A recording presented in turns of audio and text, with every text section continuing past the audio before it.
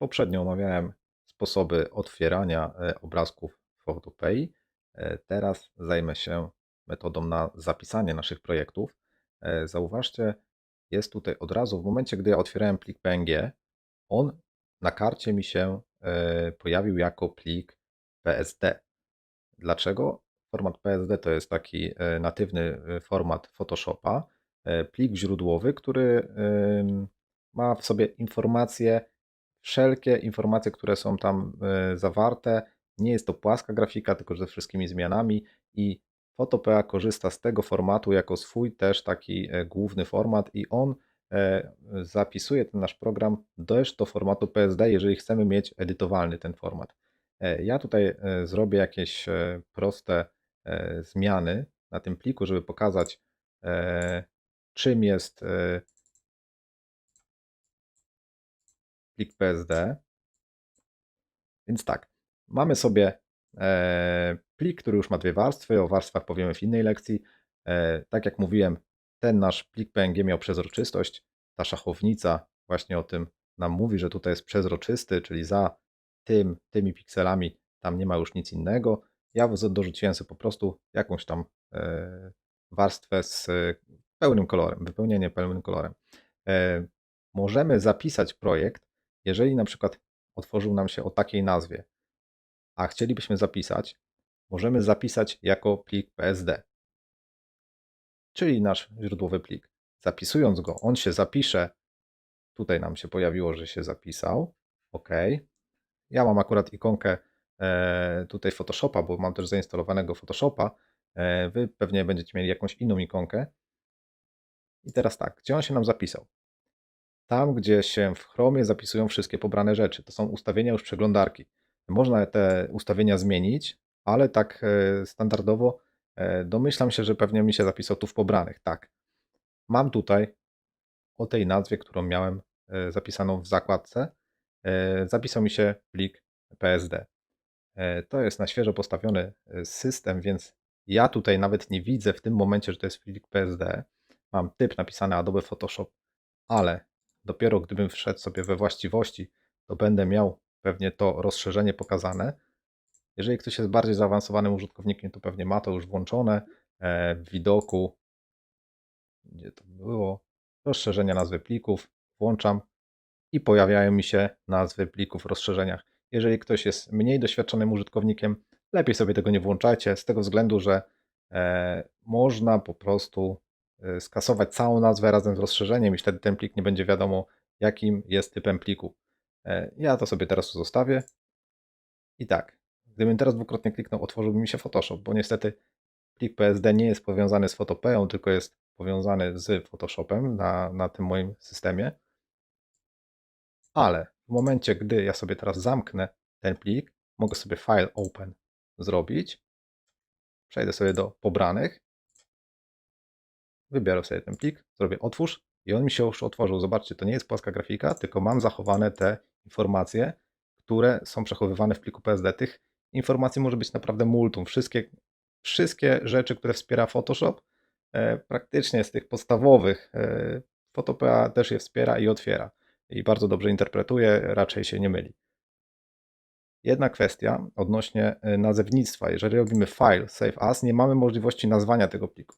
Można to szybko zrobić, zmienić w momencie, gdy chcemy inaczej nazwać nasz plik PSD. Można dwa razy kliknąć szybko tutaj i nazwiemy sobie tutaj jako nagłówek. OK. I w momencie, gdy teraz sobie zrobimy file save as, zapisało nam się jako nagłówek PSD, czyli nazwę pliku bierze z nazwy taba. To jest opcja zapisywania pliku źródłowego, na którym będziemy pracować. Jest też możliwość zapisywania grafik jako obrazki płaskie. Czyli możemy wyeksportować i tutaj mamy już domyślnie, że to może być PNG, JPG, SVG, GIF, PDF i wiele, wiele innych formatów. My sobie zapiszemy to jako format JPG. Mamy tutaj jakość, jaką chcielibyśmy uzyskać. Na żywo po zmniejszeniu pojawiają nam się artefakty, ale też jak widzimy zmienia nam się wielkość tego pliku. To jest bardzo fajna rzecz, którą będziemy omawiać jeszcze na innych filmach. biorę zapisz i tak samo. Znowu mi się pojawił tutaj plik, który się zapisał. On będzie w tym samym miejscu docelowym prawdopodobnie, a jednak nie. A nie, jest tutaj. OK, więc on się tutaj znajduje. Jak sobie go otworzę, to widzimy, że otworzyła się grafika JPG. Kolejną ważną rzeczą, jeżeli chodzi o zapisywanie, jest to, aby pamiętać, aby dosyć często zapisywać plik. Nie ma nic gorszego niż praca bez zapisanego pliku w momencie, gdy, nie wiem, robimy coś przez 40 minut i w pewnym momencie aplikacja nam się zawiesi, wyłączy i tracimy wszystkie informacje, nad którymi pracowaliśmy. Wiadomo, podobno drugi raz robi się dużo szybciej, ale lepiej sobie tego oszczędzić. Ja pokażę, jak tutaj jest przedstawione, czy coś jest niezapisane. Pojawia nam się tutaj taka gwiazdka. Można by powiedzieć, że to jest gwiazda śmierci, bo jeżeli za długo będzie nam się tutaj wyświetlać, to niestety może nam przysporzyć sporo problemów. W momencie, gdy zrobimy sobie file Save As, ta gwiazdka znika, informuje nas o tym, że zostało zapisane. Jak nie wiem, czy zauważyliście, ale jest też opcja Save tutaj jako Ctrl+S. W Photoshopie ja po prostu już odruchowo mam Ctrl+S i sobie zapisuję. W Photopea nie ma tej możliwości i to jest kolejne ograniczenie przeglądarki, gdyż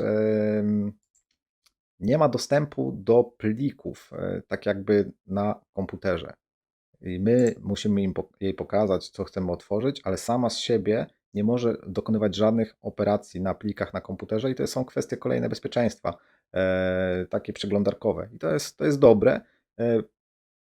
To save nam się pojawi w momencie, gdy sobie zsynchronizujemy Photopea z naszym dyskiem Google. Da się to też zrobić. Kiedyś testowałem i wtedy w momencie, gdy otworzymy sobie jakiś plik PSD z naszego dysku Google, to już nie będzie nasz fizyczny plik na komputerze, tylko będzie plik, który jest otwierany z internetu. I na plikach w internecie możemy sobie już pracować w ten sposób, że sobie Ctrl+S, bo on się zapisuje nie u nas na komputerze, tylko gdzieś tam w chmurze się zapisuje. Teraz jest wyszarzone, czyli nie możemy korzystać z tej najbardziej intuicyjnej wersji Ctrl+S, ale jeżeli sobie zapisujemy, on nam się zapisze. I jeżeli zapiszemy, on tutaj nagłówek PSD już mieliśmy chyba raz zapisane, zapiszemy sobie go jeszcze raz, to zobaczcie, tu nam się zrobił nagłówek 1, nagłówek 2, czyli to znaczy, że już chyba 3 razy zapisaliśmy. Ja sobie jeszcze zobaczę, jak to wygląda w katalogu. I OK, tak jak widzimy, jest jeden, drugi, trzeci. Czyli obrazki nie nadpisują nam się, mamy tak jakby wersję tych naszych prac. To jest z jednej strony fajne, bo ewentualnie możemy się cofnąć do jakichś rzeczy, które robiliśmy wcześniej. Z drugiej strony, jeżeli pracujemy na dużych plikach, a pliki Photoshopa czy Photopei potrafią naprawdę bardzo dużo ważyć, to jeżeli za każdym razem będzie nam się zapisywał tam powiedzmy 50-megowy plik, to możemy sobie zrobić troszeczkę bałaganu na dysku. I to chyba na tyle, jeżeli chodzi o zapisywanie plików. Podstawowe takie zapisywanie, bo zapisywanie w innych formatach i kompresje, jakieś tam specyficzne wartości, które można ustawiać, będziemy omawiać w innym filmie.